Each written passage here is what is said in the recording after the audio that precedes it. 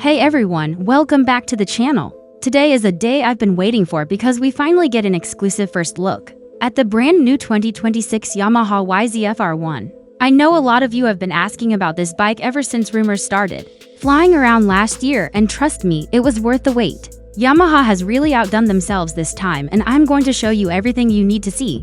Plus we'll do a sound test so you can hear this beast roar, so stick around. Hit that like button and let's get straight into it, right? Off the bat, just look at this thing. The 2026 R1 is a complete evolution of what's already been one of the most iconic superbikes ever built. The design is sharper, more aerodynamic, and you can immediately tell Yamaha went all out to make this bike stand out on the street and the track.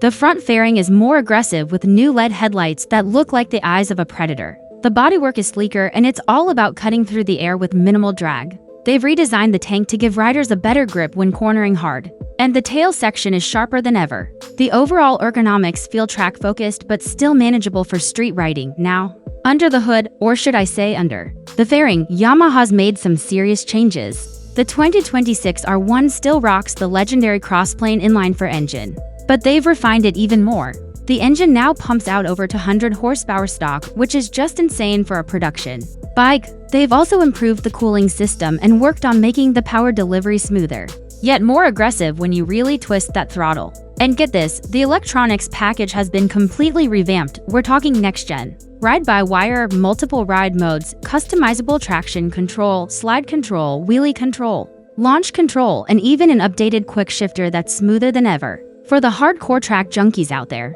you'll appreciate that Yamaha has made the IMU system smarter with more sensors. So the bike knows exactly what's happening in every corner, every lean angle, and every throttle input you make moving. Onto the chassis, Yamaha has trimmed down the weight even further.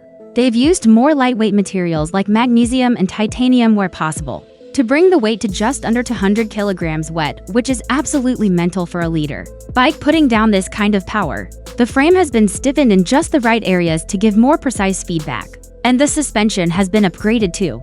This one here is fitted with the Ohlins semi-active suspension system, which means it adapts on the fly whether you're hitting backroads or pushing hard on a circuit. The bike will adjust to give you optimal performance and comfort. Brakes are, of course, top-notch. Brembo-style calipers up front with huge discs means stopping power is instantaneous. And let's not forget the new lightweight wheels. Wrapped in the stickiest tires Yamaha could spec from the factory, the dashboard is now a gorgeous full-color TFT display that's bigger and brighter than before. It's fully customizable so you can set it up exactly how you like. Bluetooth connectivity lets you pair your phone for calls, music, and even GPS turn-by-turn if you want that on your superbike. One thing that blew me away is how refined the build quality feels. Everything is tight, premium, and you can tell Yamaha really listened to rider feedback. Even small things like the switchgear feel more tactile and precise. So, enough talking. I know you want to hear how it sounds. I've got it here in neutral. Let's fire it up and give it a few revs. Just listen to that crossplane growl. It's got that deep, raspy note that makes the R1 so legendary but somehow even angrier. This is with the stock exhaust too.